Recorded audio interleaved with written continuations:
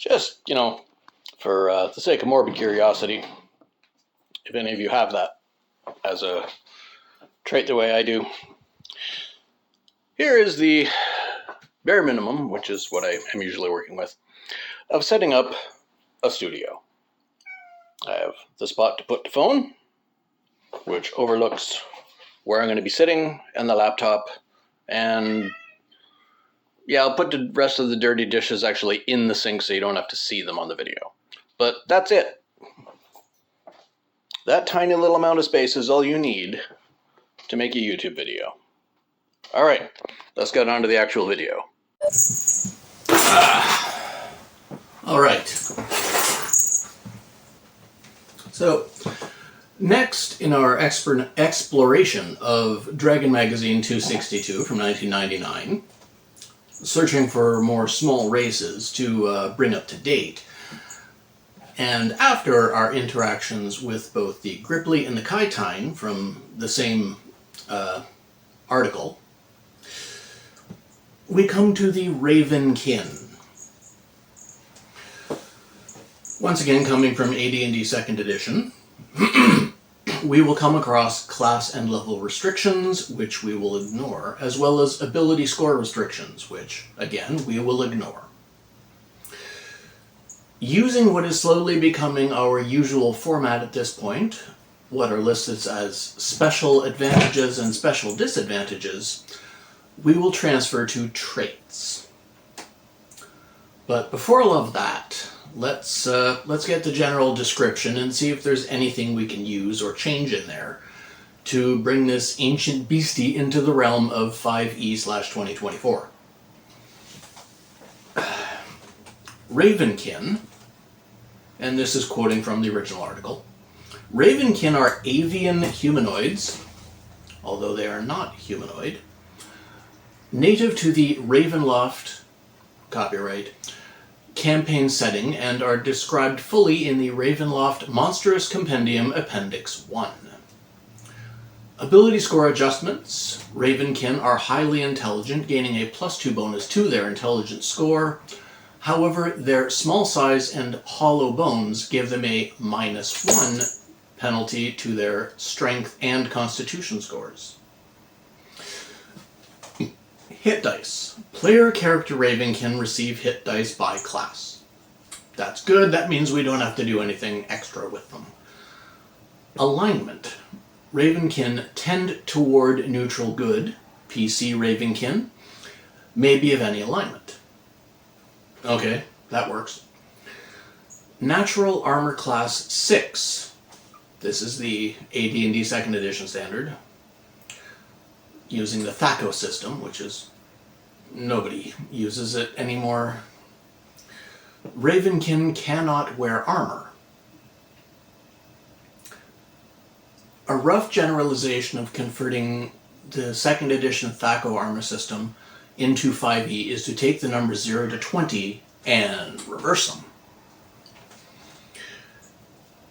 20 is 0, 0 is 20, so 6 away from 0 in the old system is 6 away from 20 in the new system, giving them an AC of 14 before any dex mods. That works out. Their base movement rate, again, 2e, is 3, with a fly speed of 27 and maneuverability class C. Keep in mind, again, AD&D 2nd edition stats, which we'll have to recalculate into modern era. No, baby, you can't go outside. You're not an outside kitty, that's why.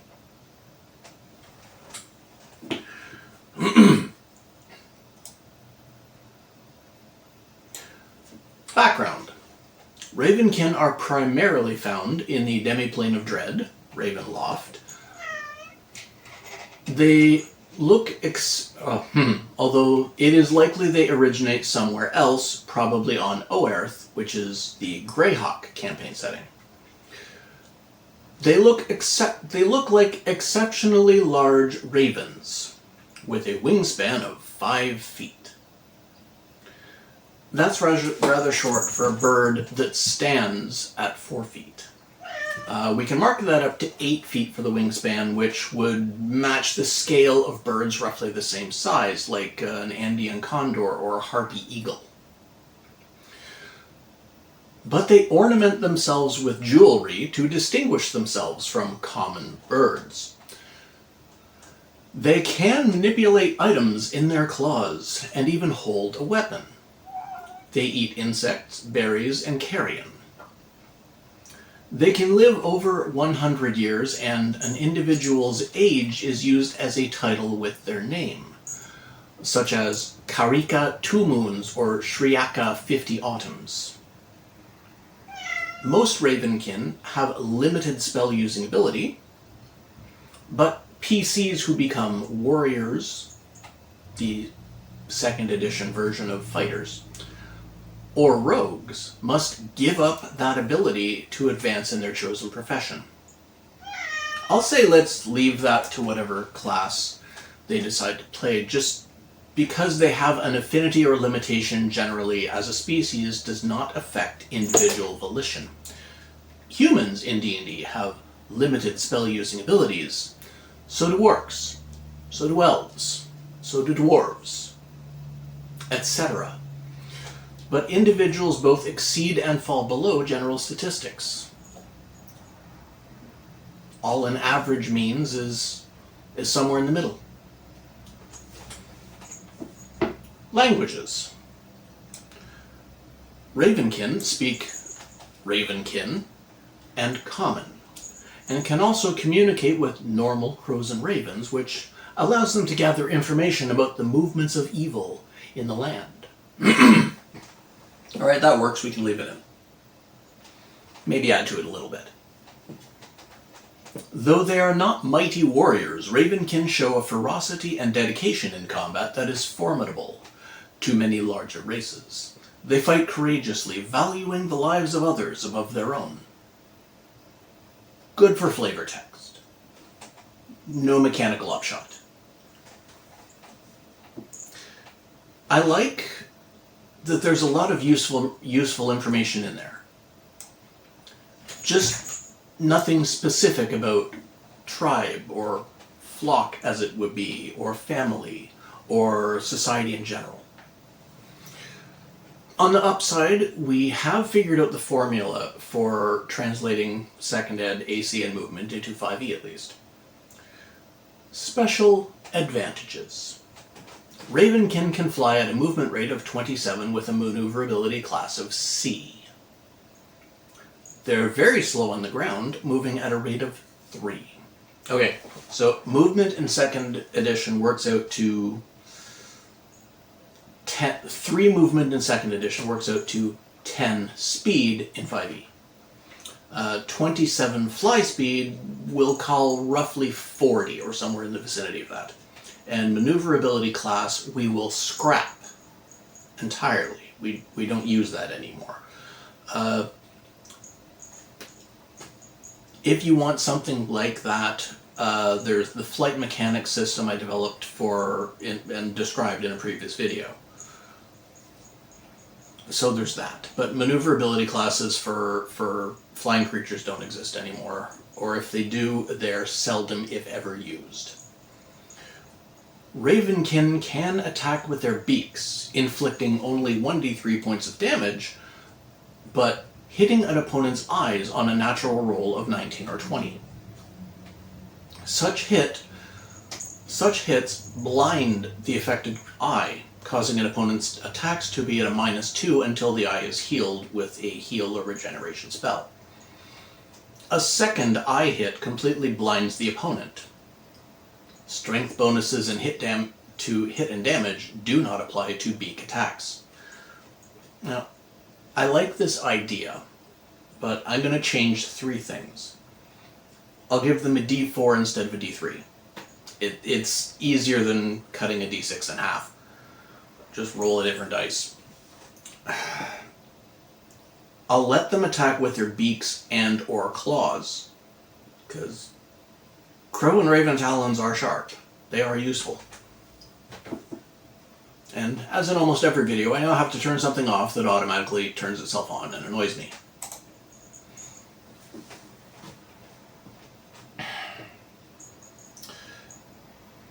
So a D4 instead of a D3. Claws and beaks. And their strength bonage, their strength bonus does apply to hit and damage.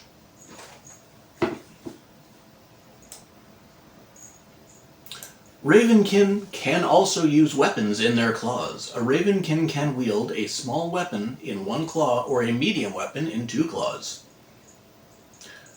Let's get a little technical and say they can only wield simple weapons under 1 pound, and they can't use range weapons at all.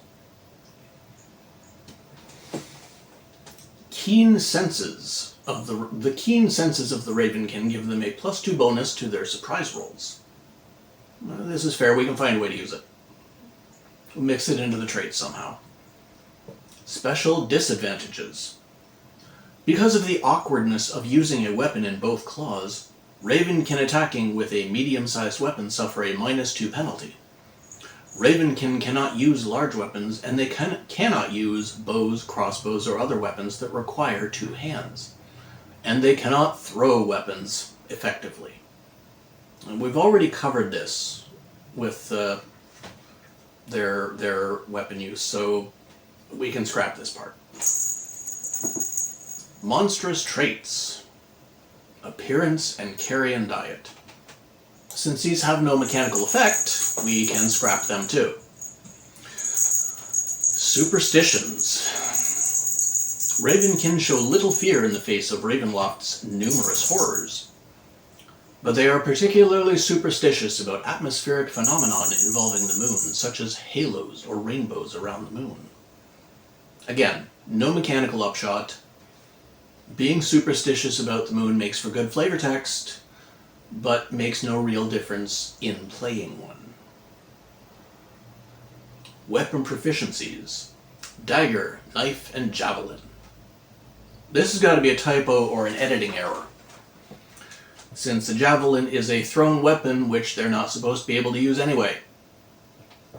Repeating myself, but simple weapons, weight limit, no range attacks. Pretty much covers all of our bases already. Non-weapon proficiencies. Alertness, ancient history, animal training, crows and ravens. Appraising, artistic ability, jewelry. Astrology, blind fighting, chanting, danger sense, direction sense, etiquette, gaming, gem cutting, healing, hiding, information gathering, local history, natural fighting, observation, poetry, reading writing, reading lips, religion, spellcraft, ventriloquism, voice mimicry, weather sense. Okay, how about, I'm going to pick through this list and see what correlates well with the 5e skill list. Then give them a choice of 3 to be proficient in. Average height and weight.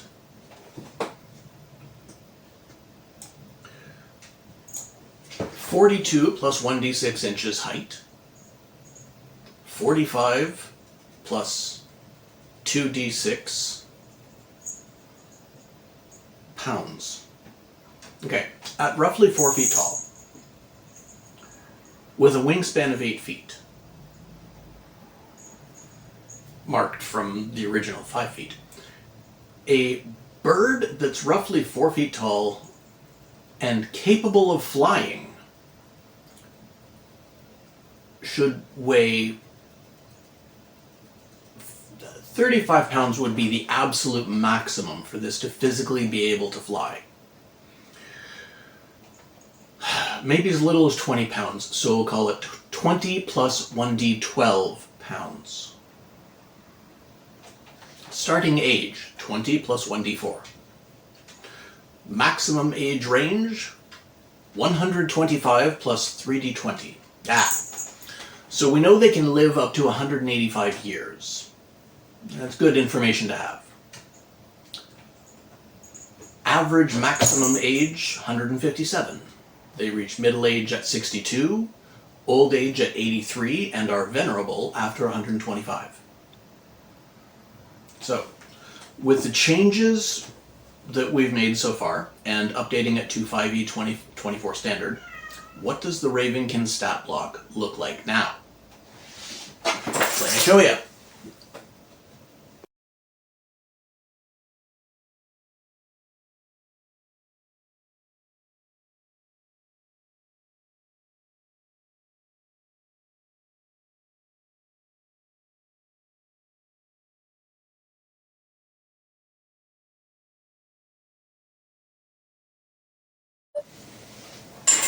Alright, so there we have our 4-foot tall, big, scary, human intelligence level bird that can peck your eyes out and command a flock of smaller, scary birds to also peck your eyes out. I see these people. They're intelligent, they're sentient, they're so we will call them people. I see them as solitary, each with their own territory, but interacting regularly and peaceably with others of their own kind.